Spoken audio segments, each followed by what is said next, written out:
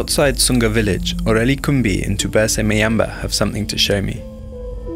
It's impossible not to recognise the skull of an elephant. And in Central Africa, it's become all too common a sight.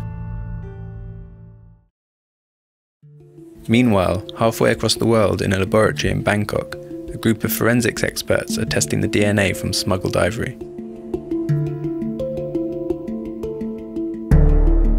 Most of the ivory they test can be traced straight back to Central Africa.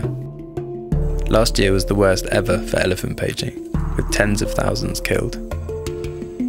But it's not only ivory passing through trafficking hotspots such as Bangkok. This tiger cub was found along with 15 others being smuggled across the border from Thailand into Laos.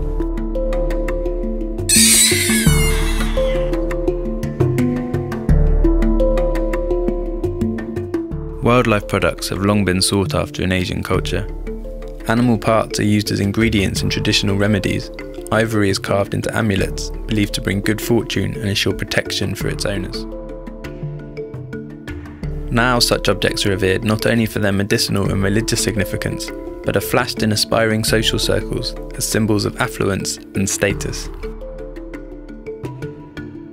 Illegal trafficking in wildlife and wildlife products now operates on a scale comparable to the drugs and arms trade, and the two are not unrelated. Many of the same criminal networks and smuggling routes are involved.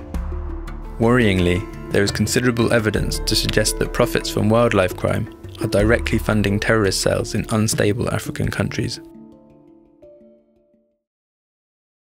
But I'm in Gabon, just outside Menkebe National Park, with a group of people who are determined to fight back.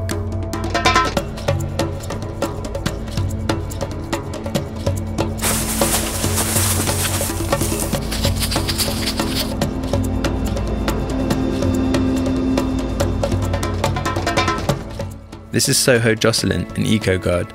He's about to leave on patrol for 15 days and is saying goodbye to his family.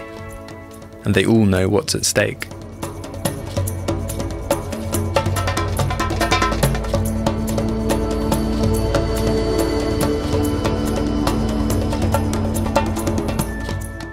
These are just some of the names of eco-guards who have been murdered by poachers in Central Africa this year.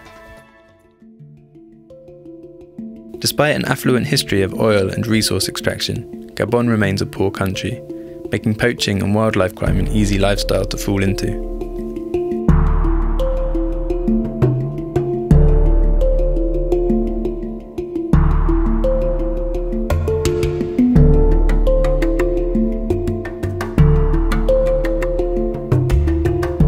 But thanks to the commitment of people like Soho, things are changing here.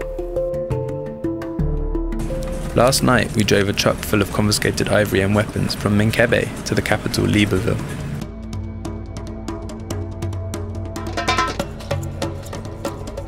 Elephant tusks and arms from all over the country were meticulously counted and then piled up on a hill overlooking the city. And this morning, President Ali Bongo Ondimba set it all alight. A strong message to the world that Gabon will no longer be a source of illegal ivory. With the flames still burning, the president took me and some journalists on a helicopter tour of his presidential reserve. Such commitment from politicians to protect their wildlife is encouraging, but any real change needs to be enacted on an international level. A new report by conservation group WWF reveals that wildlife crime is an increasing threat to national security and economic development. This week, Gabon is taking the issue to the United Nations to ask that transit and demand countries now play their part too.